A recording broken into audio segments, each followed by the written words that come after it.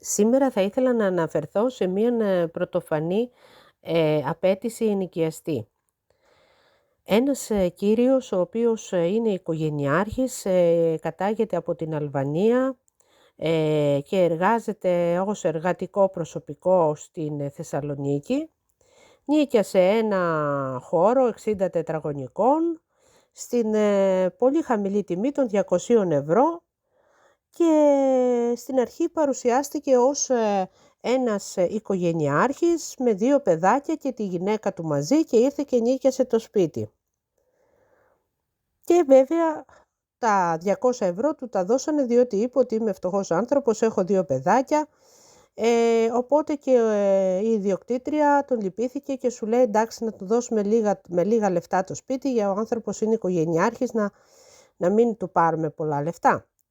Στη συνέχεια αυτός ήρθε, έκατσε με την οικογένειά του επειδή τον νίκιασε καλοκαίρι το σπίτι, έκατσε ένα διάστημα η οικογένειά του και μετά όταν ήρθε ο Σεπτέμβριος η οικογένειά του έφυγε και πήγε στην Αλβανία και αυτός έμεινε μόνος του στο σπίτι και κάποια στιγμή το Σεπτέμβριο έρχεται το ρεύμα και άρχισε να γκρινιάζει για το ρεύμα ότι αυτός δεν έκαψε 50 ευρώ ρεύμα και ότι είναι πολλά τα 50 ευρώ και δεν ξέρω εγώ τι κλπ.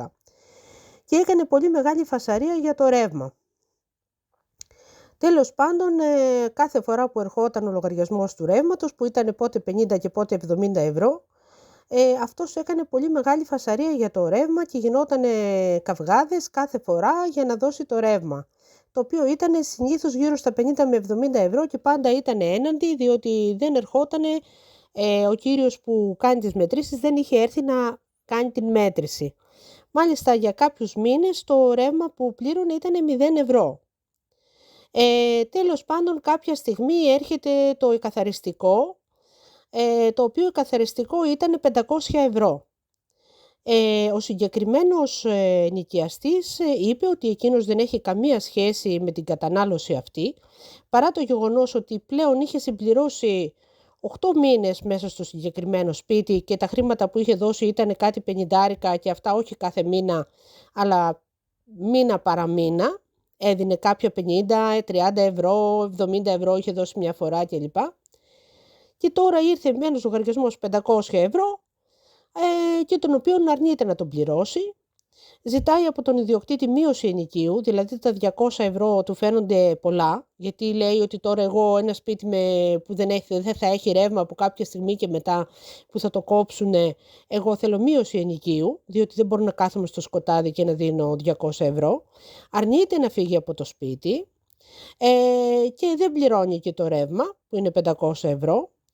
Και αυτό το αναφέρω και δημιουργεί διαρκώς προβλήματα, διότι καταλαβαίνει ότι θα κοπεί το ρεύμα, διότι ο ιδιοκτήτης αρνείται να το πληρώσει και δημιουργεί διαρκώς προβλήματα και δεν ξέρω πού θα καταλήξει αυτή η υπόθεση. Αυτό που θέλω να πω είναι ότι είναι πλήρως κατανοητό για ποιο λόγο χιλιάδες σπίτια είναι κλειστά, για ποιο λόγο χιλιάδες σπίτια δεν ενοικιάζονται, διότι δυστυχώς άνθρωποι οι οποίοι περιφέρονται από σπίτι σε σπίτι δεν πληρώνουν, δημιουργούν προβλήματα και καυγάδες και δεν αξίζει στην τελική να νοικιάσεις το σπίτι σου, διότι ουσιαστικά επειδή αναμένονται και άλλοι λογαριασμοί, μέχρι να κοπεί το ρεύμα του συγκεκριμένου, θα έχει βάλει τέτοιο φέση που ουσιαστικά θα είναι σαν να έχει μείνει δωρεάν 8 μήνες τώρα.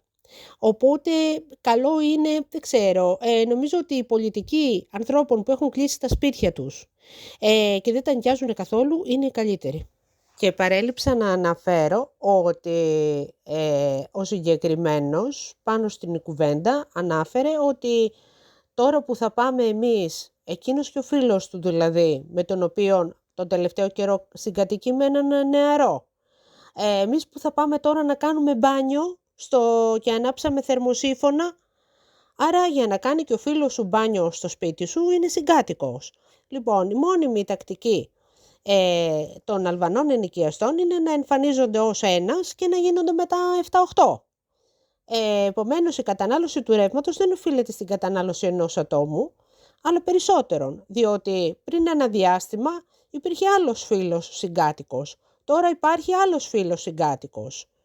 Είναι και αυτό, οι συγκάτοικοι που εμφανίζονται ένας-ένας.